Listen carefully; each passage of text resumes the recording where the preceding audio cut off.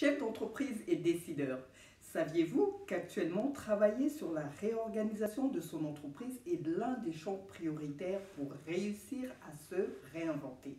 Oui, encore faut-il pouvoir réellement le faire et se donner les moyens d'assurer cette bascule au monde d'après. Mais alors, comment s'y prendre? Vous voulez le savoir? Alors restez à l'écoute.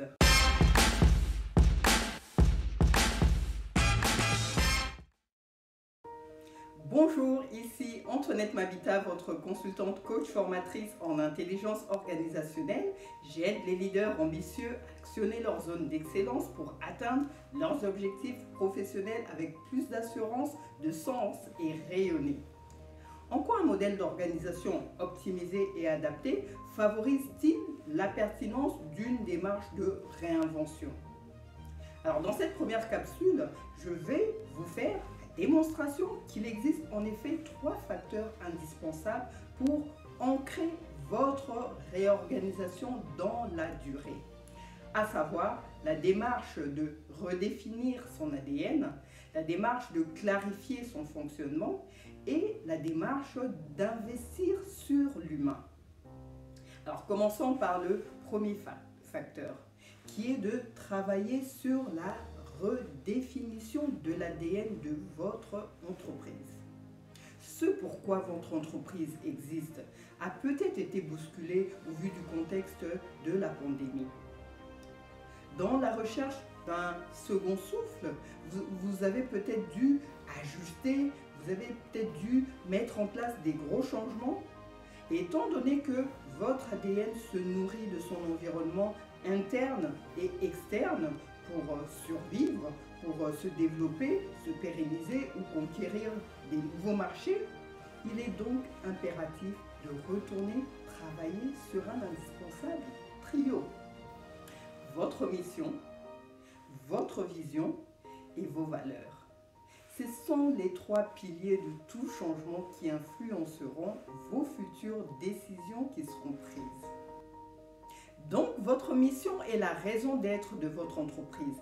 Ce sont les orientations futures de votre organisation qui vont permettre de communiquer sur ce qu'est devenu votre entreprise, ce qu'elle fait désormais et dans quel sens elle a évolué. En 1973, Peter Drucker attire l'attention sur la notion de la mission d'entreprise en disant: plus importante cause de frustration et d'échec dans des entreprises provient d'une réflexion insuffisante sur la mission d'entreprise. Et aujourd'hui, à l'ère du numérique, Mark Zuckerberg renchérit sur cette réflexion en disant construire une mission et construire une entreprise vont de pair. C'est dire l'importance de revisiter votre mission. Si les spécificités de votre activité ont évolué ou ont connu des changements importants, c'est le moment de retravailler votre mission. Ensuite, votre vision représente la raison d'agir de votre entreprise. Alors Nelson Mandela nous révèle dans cette phrase en disant: une vision qui ne s'accompagne pas d'action n'est qu'un rêve. Une action qui ne découle pas d'une vision, c'est du temps perdu. Une vision suivie d'action peut changer le monde. Vous devez revoir votre vision si par exemple pendant la pandémie vous avez priorisé la diversification de vos marchés plutôt que l'augmentation de votre production prévue initialement dans votre stratégie. Dans ce cas, il est essentiel de reformuler votre vision pour vous ajuster aux nouveaux changements. Alors, plus vos collaborateurs auront une vision claire des finalités de l'ensemble des changements initiés, mieux ils vont participer à sa vie. Alors, vous avez compris, une vision retravaillée et communiquée permet de faire adhérer toutes les parties prenantes de votre entreprise et donc de faire avancer tout le monde dans la même direction. Et enfin, pour finir, nous avons les valeurs. Vos valeurs constituent les façons d'être. Dalai Lama nous dit: ouvrez vos bras au changement, mais ne laissez pas s'envoler vos valeurs. Dans votre processus de réorganisation, vous devez vous assurer que vos valeurs n'ont pas changé et s'inscrivent dans la continuité de votre évolution. Mais attention, au cas où vous avez eu à introduire des principes et des valeurs sur des activités nouvelles, assurez-vous que vous les avez bien communiquées et bien intégrées dans le travail de chaque personne. Et des nombreuses études sur ce trois trios que je viens de dire, donc la mission, les valeurs et la vision, démontrent que les entreprises qui consacrent du temps à cet exercice réussissent mieux. Mais encore faut-il savoir mettre tout ça en réflexion pour en tirer le meilleur, qui est de savoir clarifier son fonctionnement. Alors trop souvent dans les périodes de crise ou des urgences où on constate aussi des défaillances, nous avons tendance à aller directement vers des solutions sans se poser les bonnes questions ou pour ancrer durablement la démarche d'intégrer des nouveaux modèles plus adaptés, il en faudra un peu plus pour continuer à grandir. Il en faudra un peu plus pour continuer à avoir des résultats et surtout être capable de pérenniser son entreprise.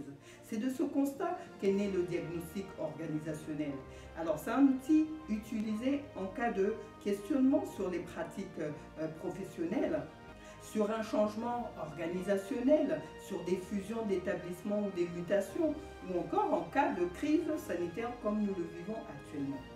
Alors on dit que le seul moyen de comprendre une organisation avant d'aller vers des nouveaux modèles, c'est de s'y plonger complètement dedans, de s'imprégner de ses activités et de ses acteurs pour être en mesure d'entrevoir la vraie réalité de son quotidien. C'est de cette réalité du terrain où le diagnostic organisationnel va servir à aller plus loin dans la démarche de réorganisation. Vous allez prendre conscience de manière précise de l'état des lieux du fonctionnement et de la cohérence de vos activités. Vous allez être à même de relever les points forts de l'organisation en place et les points à améliorer. Par exemple, si vous avez mis en place du télétravail, est-ce qu'il y a des fuites d'énergie reparties dans cette organisation? En l'occurrence, vous pouvez déceler s'il y a des contrôles excessifs, mais finalement inutiles. Le but étant de mesurer le gaspillage de l'énergie. Enfin, vous allez vous rendre compte très clairement de l'efficacité et de l'efficience des activités mises en place dans votre entreprise. Vous avez compris que ce sera un outil qui permettra d'identifier de manière précise là où vous devriez agir. Enfin, le troisième point clé, c'est de savoir investir sur l'humain. Oprah Winfrey nous dit « Nous ne pouvons pas devenir ce que nous voulons être en restant ce que nous sommes ». Avec le contexte de la pandémie où les habitudes de vie, les repères et nos modes de travail sont totalement chamboulés, qui dit réorganisation dit opérer des vrais changements. En tant que chef d'entreprise, pour aller vers ce nouveau monde, vous devez renforcer votre posture de leader avec un discours fondateur, inspirant, mobilisateur. Le but est de lever les peurs. Le but est de lever les doutes et replacer l'humain au cœur de tout processus, dans les décisions et dans le fonctionnement de l'entreprise. Changer vous-même de paradigme par votre façon d'agir aidera à faire émerger un fort engagement commun. Rappelez-vous que lorsque les humains se sentent investis d'une mission, ils peuvent déplacer les montagnes.